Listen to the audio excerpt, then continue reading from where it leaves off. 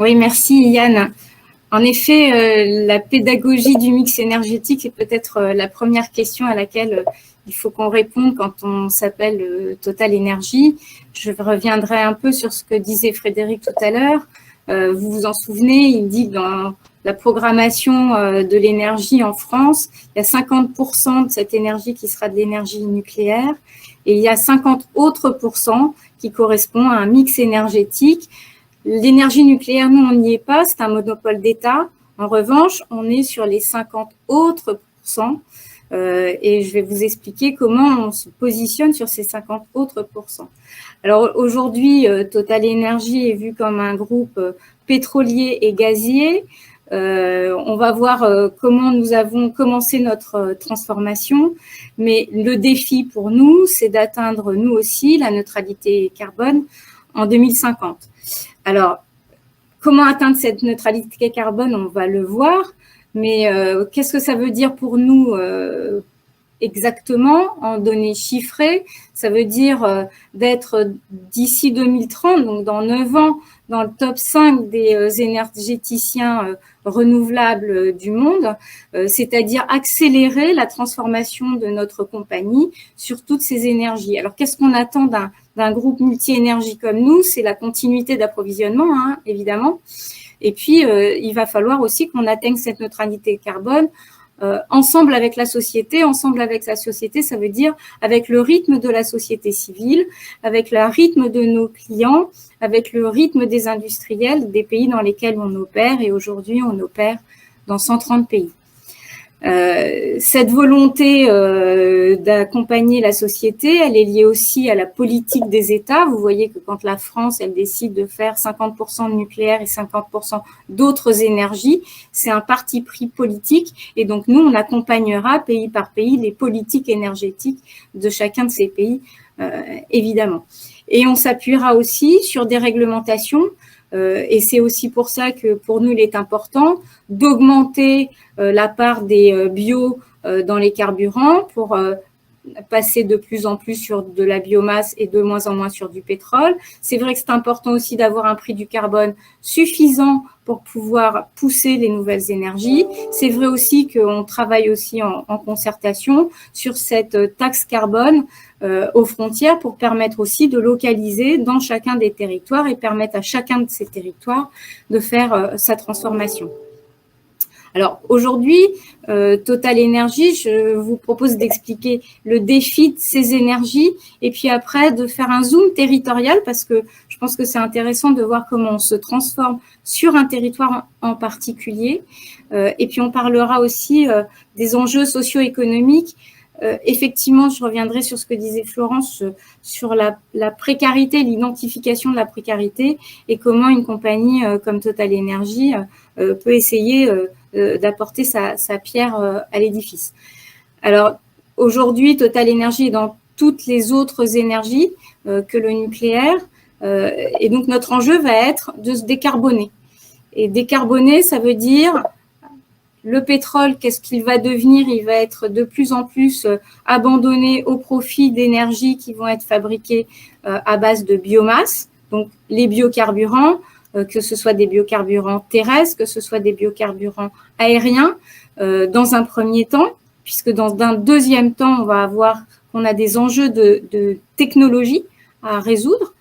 Le gaz, qui est une deuxième énergie que nous produisons, donc de plus en plus, il faudra décarboner ce gaz et passer sur des gaz verts.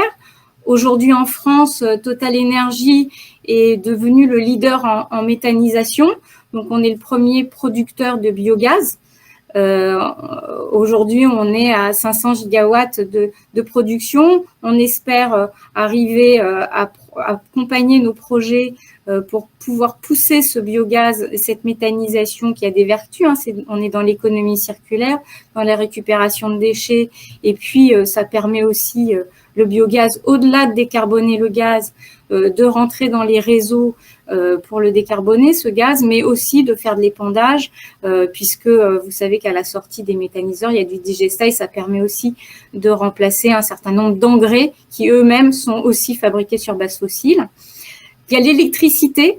Vous avez vu que nous sommes rentrés dans l'électricité il y a quelques années, ce qui n'était pas une énergie que nous fabriquions et que nous produisions.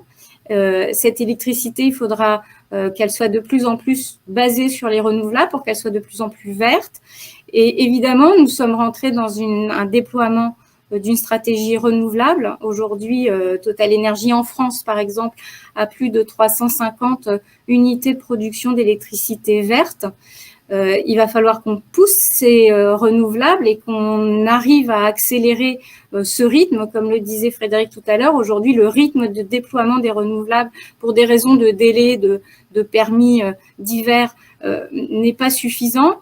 Je crois que la stratégie qui a été énoncée la semaine dernière par la France pour accélérer permettra certainement de le faire, et donc d'avoir de plus en plus de renouvelables et de pousser ces énergies. Et puis on fabrique aussi du plastique, et donc il faut qu'on travaille aussi sur abandonner de plus en plus le fossile dans nos plastiques, donc de travailler sur le recyclage des plastiques pour être en économie purement circulaire, et puis aussi travailler sur les produits de demain, c'est-à-dire les bioplastiques. Et à ce titre, on a un grand projet en France de fabrication de bioplastiques sur base d'amidon et non plus sur base de pétrole. Donc, vous voyez que tout ça est un véritable enjeu de transformation. Cet enjeu de transformation, il faut qu'on le mène à la fois pour décarboner nos produits, pour décarboner nos actifs, je vais y revenir, et puis pour accompagner nos clients au rythme de leur transformation quand ils changeront de voiture, quand ils changeront de chaudière, quand ils changeront d'énergie, les pousser à travailler sur des nouvelles énergies, de nouvelles motorisations. Et on le fait aussi avec les constructeurs, évidemment, et avec tous les producteurs et industriels qui auront besoin de cette énergie de demain. Alors, où on en est aujourd'hui, à la fin d'année 2021, on a 10 gigawatts d'énergie renouvelable produite par Total Énergie installées, c'est-à-dire en renouvelable, ça équivaut environ à 6 tranches nucléaires.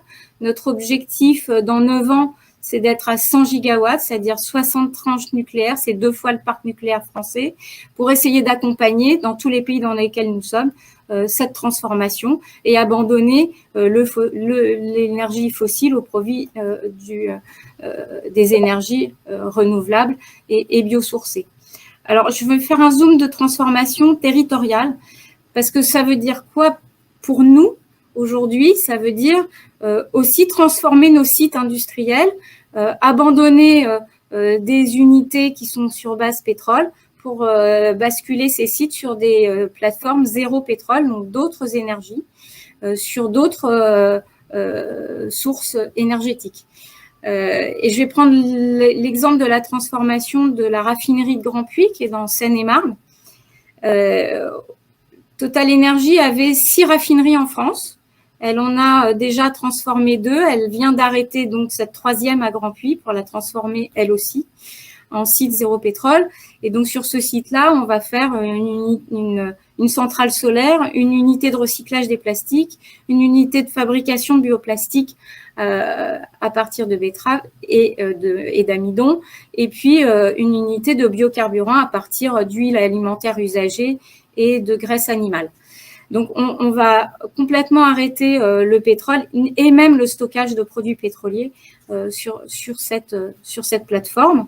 Évidemment, ça s'accompagne. Transformer nos sites industriels, ça fait partie de cette transformation. Ça fait partie aussi d'un enjeu socio-économique, parce que quand vous êtes le centre dans le milieu d'un territoire et d'un département agricole, le seul centre industriel, vous drainez quand même au niveau de vos sous-traitants, au niveau du bassin économique, un certain nombre de retombées.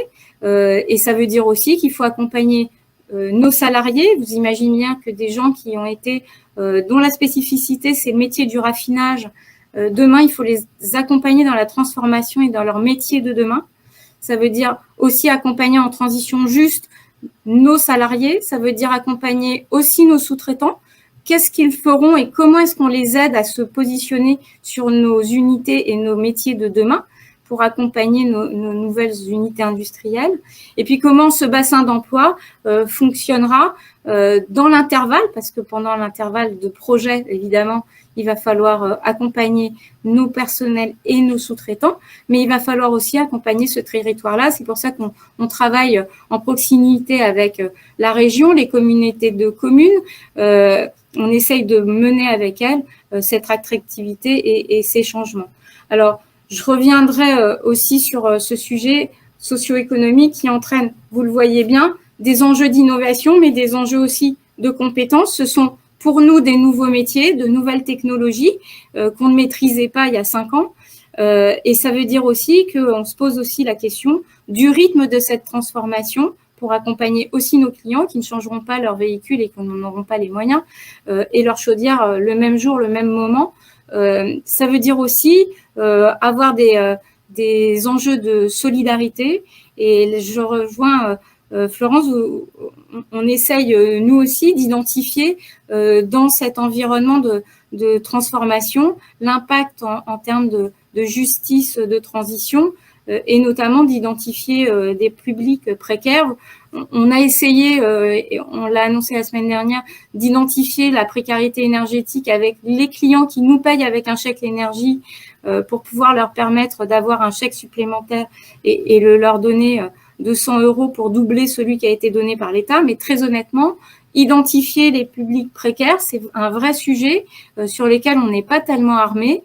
Et quand on fait des démarches telles que celles qu'on a faites la semaine dernière pour pouvoir les accompagner, en fait, c'est totalement imparfait puisqu'on n'arrive pas, comme vous le disiez tous assez bien, à identifier ces populations précaires énergétiques qui ont besoin d'un accompagnement plus spécifique que d'autres, au-delà de ceux du territoire, de nos collaborateurs ou de nos environnements dans lesquels nous nous situons.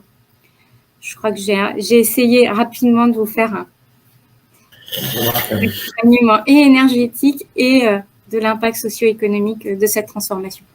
Merci.